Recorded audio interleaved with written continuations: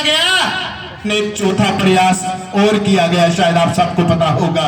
जब वो 26/11 का हमला ताज मुंबई में किया गया, उस समय दिग्विजय सिंह ने पुस्तक ही लॉन्च कर दी कि हमला राष्ट्रीय स्वयंसेवक संघ के द्वारा कराया गया है। लेकिन बाद में पता चला इन कांग्रेसियों को कि वो तो तुम्हारा रिश्तेदार ही था जिसको बिरयानी खिलाई थी। उस समय भी प्रयास किया गया, और आज भी मैं कई बार सोशल मीडिया पर देखता हूं कुछ कांग्रेसी लोग संसद के बाहर बोलते हैं कि संघ को बैन किया जाना चाहिए। मैंने कहा जब संघ एक छोटा सा पौधा था तब तो तुम्हारी औकात नहीं हुई कि संघ को बैन किया जाए। अब तो संघ पूरी दुनिया में वट वृक्ष की तरह फैल गया है, अब तुम्हारी औकात नहीं है संघ को बैन करने के लिए। संघ अब तुम्हारे लिए एक करंट की तरह है, जितना पास आओगे, स्पर्श करने का प्रयास करोगे, तुम जलकर भस्म हो जाओगे। और जिन्होंने संघ को बैन करने का प्रयास किया, सभी सनातनियों में मिलकर, सभी हिंदुओं ने मिलकर उन सब का ही बैन कर दिया। और यही हमारी ताकत है, यही ताकत है। और संघ ने, ये वो संगठन है, मैं सभी हिंदुओं को कहता हूं, तुम्हें बीजेपी का विरोध करना हो करो जाकर, अरे मोदी का विरोध करना है करो जाकर, अरे योगी का विरोध करना करो जाकर, अरे धामी का विरोध करना करो जाकर, लेकिन मेरी राष्ट्रीय स्वयंसेवक संघ का कभी विरोध मत करना। अरे भगवान देख रहा है, निस्वार्थ भाव से, बिना सैलरी के, अपने घर से लगाकर, अपना घर छोड़कर प्रत्येक स्वयंसेवक संघ इस राष्ट्र के लिए काम कर रहा है। अरे मुझे बताओ, दुनिया की कौन सी ऐसी पार्टी है जो धर्मांतरण को लेकर प्रत्येक हिंदुओं तक जाकर उसको रोकने का प्रयास कर रही है? बताओ मुझे, है कोई पार्टी? अगर उसको हमारे हिंदुओं को बचाने का अगर कोई काम कर रहा है, राष्ट्रीय स्वयंसेवक संघ कर रहा है। इसलिए दुनिया में कभी कोई भी मौका आए, लेकिन राष्ट्रीय स्वयंसेवक संघ का कभी विरोध मत करना। केवल एकमात्र संगठन है। मैंने पिछले मंच पर भी कहा था कि बहुत सारे लोग मुझसे पूछते हैं, महाराष्ट्र आपने विवाह तो किया नहीं, अगर विवाह करते तो अपने बच्चे को क्या बनाते? क्रिकेटर बनाते, IIT रुड़की में एडमिशन दिलवाते, कहाँ क्या करते? IPS बनाते। मैंने उनको स्पष्ट कहा, अगर मेरा पुत्र होता तो मैं राष्ट्रीय स्वयंसेवक संघ को समर्पित कर देता ताकि वो इस देश की सेवा करता।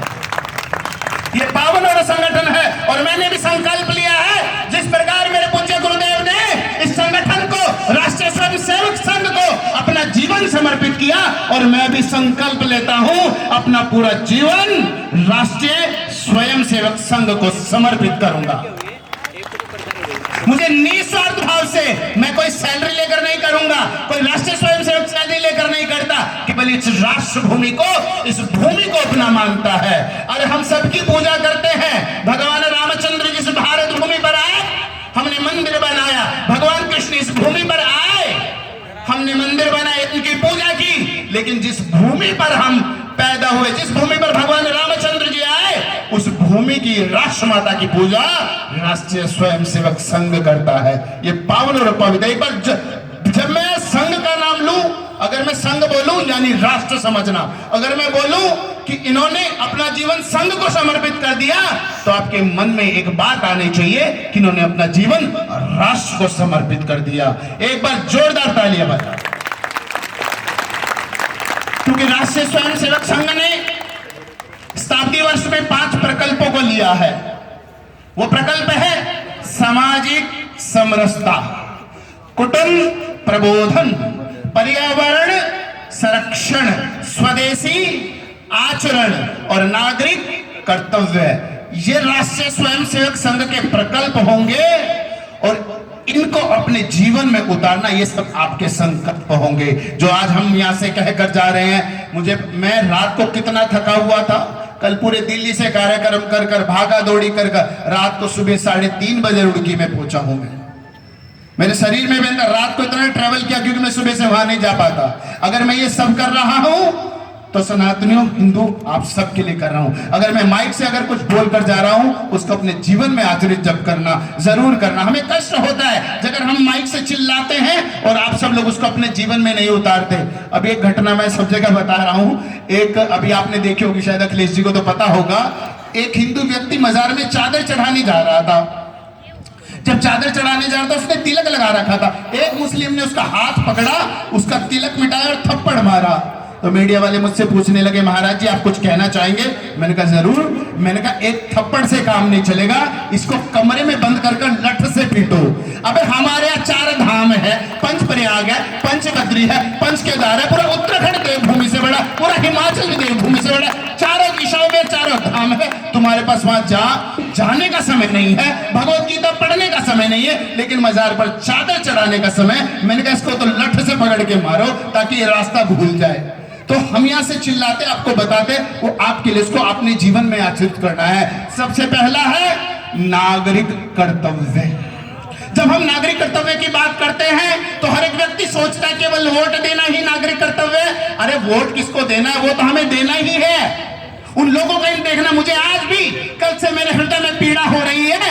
हमारे देश में 26 में AI सबमिट चल रहा है दिल्ली में, लेकिन कुछ कांग्रेस के कार्यकर्ताओं ने, मैंने पहले भी कहा, आज पूरे देश के प्रधानमंत्री, न जाने कितने देश के राष्ट्रपति और बड़ी बड़ी कंपनी के CEO दिल्ली में AI के सबमिट में आए हुए हैं, लेकिन कुछ कांग्रेसकर्ताओं ने अपनी टी-शर्ट उतारकर, ये सब प्लानिंग से है, एक ही तरह की टी-शर्ट एक दुकान पर नहीं मिलती, इसके लिए प्लानिंग की गई है। और इन्होंने हमारे जो बाहर से देश से लोग आए हुए हैं उन लोगों के सामने भारत का अपमान किया है। अरे तुम विरोध करो, पार्टियों का करो, किसी भी पार्टी का विरोध करो, किसी भी नेता का विरोध करो, हमें कोई आपत्ति नहीं है, लेकिन तुम भारत का विरोध करते हो तो हमारी छाती में दर्द होता है। मुझे याद है आज भी जब अमेरिका के राष्ट्रपति भारत की यात्रा पर आ रहे थे तो इन कांग्रेसियों ने उसी ये हालत की थी। उस समय मैंने कुछ बोला नहीं था, लेकिन ये बार बार सहन नहीं होगा। मुझे याद होगा, आप सबको एक कहावत याद होगी, जब सन्नी देओल ने कहा था हथियार चलाने छोड़े हैं लेकिन हथियार चलाने भूले नहीं है। अरे महंत लकेशदास ने बोलना बंद किया था लेकिन बोलना भूला नहीं है। तुम जब जब भारत का अपमान करोगे तो सबसे पहले महंत लकेशदास सामने आएगा। मैं कहता हूं जिन लोगों ने भारत का अपमान किया है, इन लोगों को वहां के सैनिकों ने छोड़ कैसे दिया, पुलिसकर्मियों ने छोड़ कैसे दिया, इन लोगों को तो गोलियों से छन्नी कर दो। जो भारत को अपमान करने का प्रयास करेगा हम उनको छोड़ेंगे नहीं। इनको पहले भी कहा है, पार्टियों का करो, हमारे देश में रहकर एक इनका लीडर बाहर विदेश में जाकर हमारे भारत का अपमान करता है, विदेश की मीडिया में जाकर भारत का अपमान करता है। अरे तुम देश के गद्दार हो, इस देश में रोटी खाते हो और इस देश में छेद करते हो, तो मुझे कष्ट होता है इन लोगों को। इसलिए वोट का अधिकार हम तुम्हें सोच समझ कर देना है। जो भारत की गरिमा को बनाकर रखेगा हम उसका समर्थन करेंगे। हम किसी पार्टी का नाम नहीं ले रहे, लेकिन जो भारत का विरोध करेगा, आप सब संकल्प लो, जो भारत का विरोध करोगे तो किसी को वोट दोगे क्या? सभी हाथ उठाओ। जो भी भारत का विरोध करेगा उसको वोट दोगे क्या? लेकिन जो भारत का सम्मान पूरी दुनिया में बढ़ाएगा। अरे पहले ताजमहल दिया करते थे, लेकिन आज लोगों के हाथ में भगवत गीता पढ़ाने वाले नेताओं का सम्मान करो, उनको वोट दो, उनको सत्ता में रखो, ताकि आपकी अराजकता और आपकी सामाजिकता बची रहे। इसलिए वोट देने का अधिकार भी हमारा नागरिक कर्तव्य है। मैं 2 कहानियां बताना चाहूंगा, आप समझ जाओगे वोट किसको देना है। आपको याद होगा हमारे कश्मीरी पंडितों का हाल। हमारे कश्मीरी पंडित हमारे ही देश में जिस प्रकार रह रहे थे, वहां की मस्जिदों से आवाज आ रही थी, वहां की मस्जिदों से आवाज आ रही थी, कश्मीर छोड़ो या तुम इस्लाम को कबूल करो। हमारी माताओं बहनों के ऊपर जो मुसलमान कहते थे, ये वाली मेरी है, ये वाली मेरी है, ये वाली तेरी है, ये वाला घर तेरा है, ये वाला घर मेरा है। अरे मेरे देश में रहकर, अरे उस समय संविधान भी था, उस समय पुलिस भी थी, उस समय सब नेता भी थे, लेकिन तुम लोगों को बचाने कोई नहीं आया। क्यों? क्योंकि उस समय मोदी नहीं था। अगर उस समय मोदी होता था तुम्हारे साथ ऐसा नहीं होता। अब दूसरी घटना मैं बताना चाहूंगा गोधरा कांड की। जब हमारे कार सेवक अयोध्या से सेवा कर गोधरा में जा रहे थे तो कुछ मुस्लिमों ने ट्रेन के डब्बों में आग लगाकर हमारे कार सेवकों को जलाकर मार दिया था। आपको याद होगा, इनको घरों से निकालकर इनके चिथड़े उड़ाए थे और हमारा बदला लिया गया था। ऐसे लोगों को सत्ता में बिठाओ जो हिंदुओं का बदला ले सके।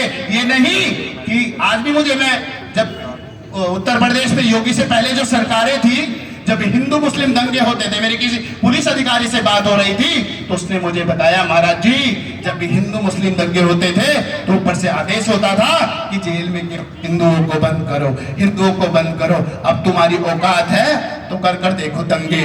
बुलडोजर बाबा ऐसे खड़ा है टंक मारने के लिए। इसलिए ऐसे लोगों को सत्ता में बिठाओ जो सब लोग आपका समर्थन कर सके, जो सब लोग आपके लिए खड़े हो सके।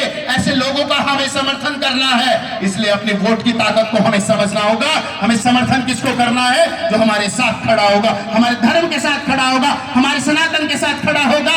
अरे ये बताओ, एक बार खुद सोचना, इसमें दो कारण है।